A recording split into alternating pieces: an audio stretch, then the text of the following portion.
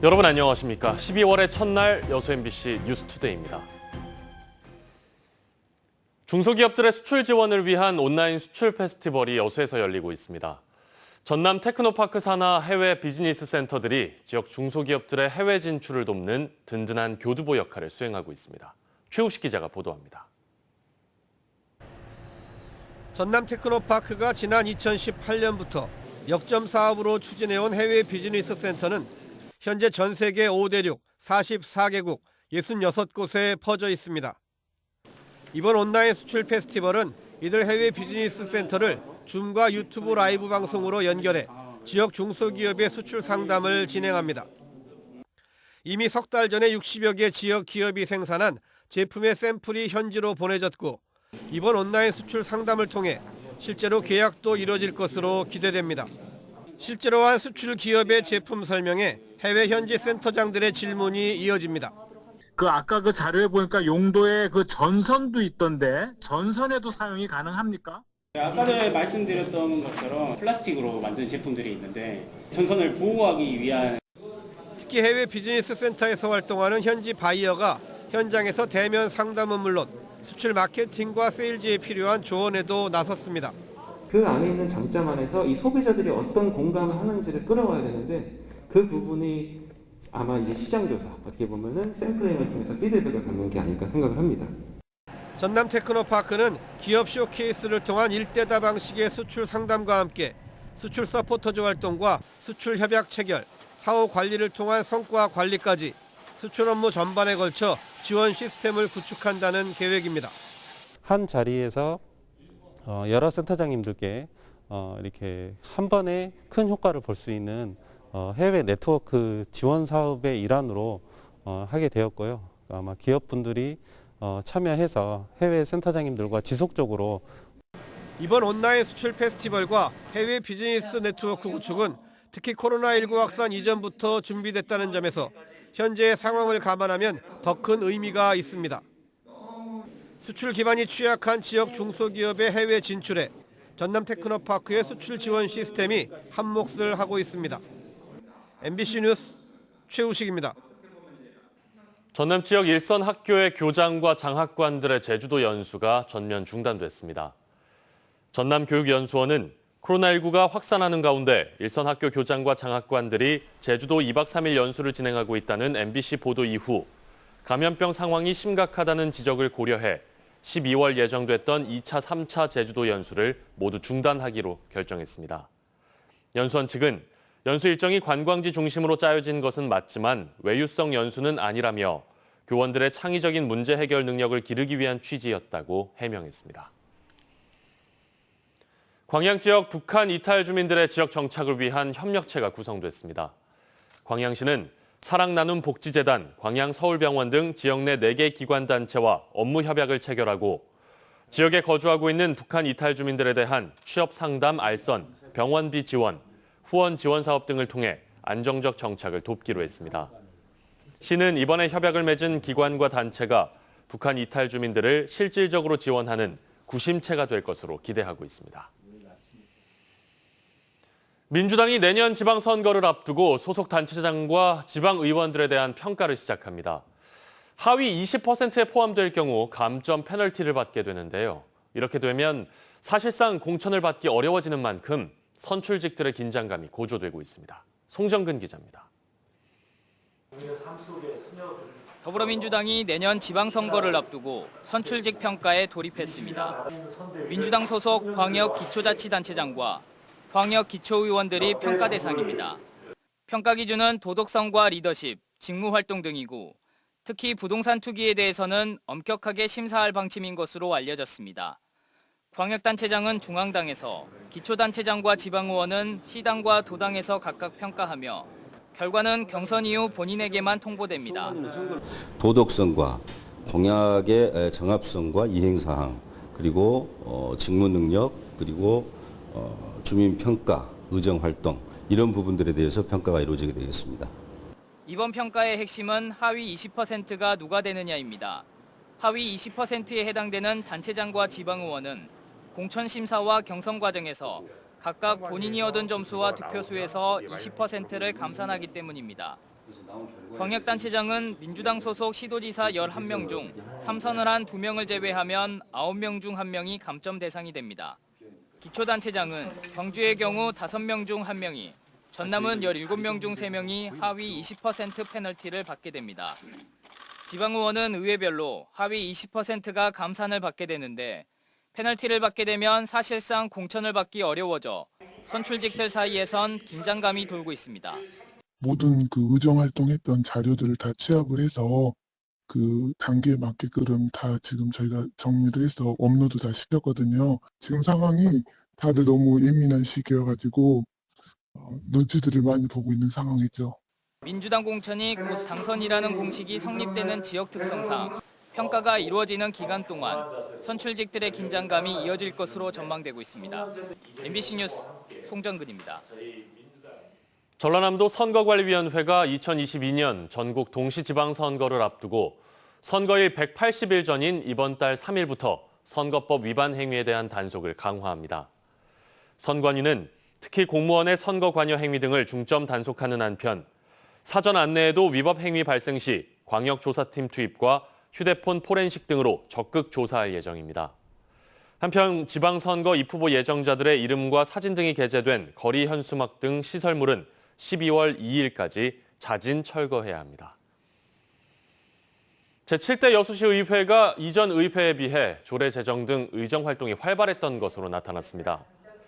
여수시 의회 민덕희 의원에 따르면 지난 3년여 동안 제정된 조례는 총 401건으로 6대 때 353건보다 48건 늘었으며 이 가운데 의원 발의는 194건으로 6대 때 71건보다 123건, 173% 증가했습니다. 특히 6대 의회까지 한 건도 없던 의원 공동발의 조례안도 62건에 이르는 것으로 집계됐습니다. 그러나 민 의원은 조례 제정에서 끝나는 것이 아니라 제 역할을 하고 있는지를 점검, 평가할 수 있는 시스템이 반드시 필요하다고 밝혔습니다. 여수시 의회가 초고령 사회 진입과 가족 구조 변화에 대비해 노인 학대 예방과 보호를 위한 제도적인 근거를 마련했습니다. 여수시 의회는 최근 노인 인구 증가에 따라 노인 학대 사례도 늘고 있다고 보고 이를 예방하기 위한 실태 조사와 정책 수립, 관계기관과의 협력체계 구축, 소요 예산 지원 등을 주요 골자로 하는 조례안을 가결 처리했습니다. 조례를 대표 발의한 김영규 의원은 초고령 사회를 앞두고 노인들의 권익 보호는 물론 행복한 노년의 삶을 보장하기 위해 지역사회 전반의 관심과 배려가 필요하다고 밝혔습니다. 성인 동화의 창시자인 정채봉, 태백산맥의 조정래, 무진기행의 김승옥, 모두 우리나라를 대표하는 순천 출신의 작가들인데요. 지역의 문학적 기반과 시민들의 참여를 바탕으로 순천시가 유네스코 창의도시 인증에 도전합니다. 문형철 기자입니다. 시립도서관 한쪽에 자리 잡은 도서 코너. 수필과 소설, 역사서와 시집 등 다양한 분야의 책 1,500여 종이 자리 잡고 있습니다. 모두 전문 작가가 아닌 순천에 살고 있는 일반 시민들이 발간한 것들입니다. 순천에서 시민 책쓰기 프로그램이 운영되기 시작한 건 지난 2017년. 이를 통해 늦깎이 공부를 시작한 할머니 20명이 자신의 인생 이야기를 담은 에세이집을 출간했고 지난 11일에는 시민 1,500여 명이 동시에 책을 내 한국기록원의 인증을 받기도 했습니다. 작가님이 도와주시고 강의도 해주신다고 하니까 뭐 다른 사람 얘기 쓰는 것도 아니고 내가 살아온 얘기 쓰는 건데 싶어서 처음 쓰기가 어렵지 이렇게 쓰다 보니까 나 외에 다른 사람도 쓸 수 있구나. 조정래와 김승옥 등 국내 문학계를 대표하는 순천 출신의 작가들도 책쓰기 운동을 확산하는 데 큰 원동력이 됐습니다. 순천시는 지금까지 축적된 문학적 기반과 시민들의 참여를 바탕으로 경기도 부천과 강원도 원주에 이어 국내 3번째 유네스코 문학 창의도시 가입을 추진하고 있습니다. 세계 여러 나라의 문화자산을 홍보할 수도 있고 그쪽에서 잘하고 있는 아이디어를 저희가 다시 사용할 수도 있고 같이 공유하고. 순천시는 내년 유네스코 한국위원회 승인을 목표로 도서관 등 관련 인프라를 확충하고 문학 분야에 대한 시민 참여 기회를 넓혀나갈 계획입니다. MBC 뉴스 문형철입니다. 광양경제청이 광양만권 외국 교육기관 유치를 위한 타당성 검토에 들어갔습니다. 광양만권 경제자유구역청은 어제 광양만권 경제자유구역 내 교육 환경 분석과 관련 법규 검토 등을 통해 광양만권 외국 교육기관의 유치 타당성 조사와 기본계획 용역에 착수했습니다. 광양경제청은 이번 용역을 통해 광양만권에 최적화된 외국 교육기관 유형과 대상을 설정해 유치 사업을 추진할 예정입니다. 광양경제청은 그동안 입주 희망 의사를 밝힌 외국 교육기관 측의 자료에만 의존한 채 제대로 된 타당성 조사도 없이 유치 사업을 추진해왔다는 평가를 받아왔습니다. 영암 대불산단은 번호판 없는 오토바이와 폭력 사건 등 각종 범죄가 많이 발생하면서 무법지대라는 악명까지 얻었는데요. 경찰과 지자체, 민간단체가 치안협의체를 구성하고 지역사회와 함께하는 사회안전망 구축에 나섰습니다. 양정은 기자입니다. 영암 대불산단 인근에 위치한 원룸가입니다. 이달 초 태국 국적의 남성이 원룸에 들어가 여성을 성폭행하려다 경찰에 붙잡혔습니다. 영암 대불산단 인근에서 발생하고 있는 각종 외국인 관련 범죄는 매년 급증하고 있고 그 유형도 다양해지고 있습니다. 산단 내 열악한 교통환경으로 인한 교통사고도 잇따르고 있습니다. 지난 9월 외국인 2명이 불법 주정차된 차량 사이를 자전거를 타고 가다 차에 치여 숨졌습니다. 최근 3년 동안 대불산단에서 발생한 교통사고만 250여 건에 달합니다. 만여 명이 넘는 외국인 노동자들이 범죄와 사고에 노출되길 수십 년째. 경찰과 지자체, 민간이 함께 치안협의체를 구성하고 산단 내의 위험 요인 해소에 나서기로 했습니다.